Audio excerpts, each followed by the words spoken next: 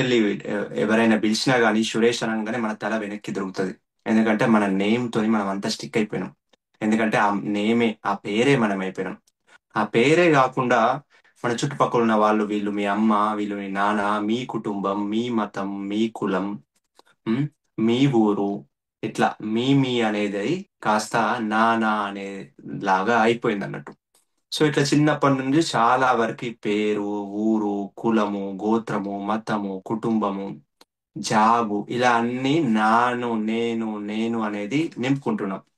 So చాలా వరకు ఆధ్యాత్మికంగా రానంత వరకు కూడా సో నేను అనేది నేను లాగానే ఉండిపోతుంది.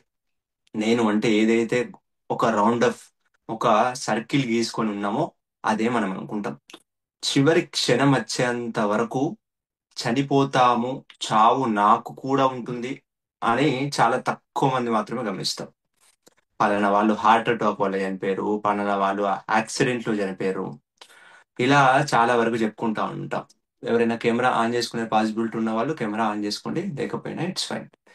సో ఇలా చాలా వరకు చుట్టుపక్కల ఉన్న వాళ్ళ చావును గురించి మాట్లాడుతూ ఉంటాం, అయ్యో పాపం అనుకుంటాం. బట్ ఆ చావు మన తలుపు తట్టి మన నట్టింట్లోకి వచ్చి మనల్నే కాక మన ఇంట్లో ఉన్న వాళ్ళని, మన ఊరు ఉన్న వాళ్ళందరినీ తీసుకొని వెళ్తుంది.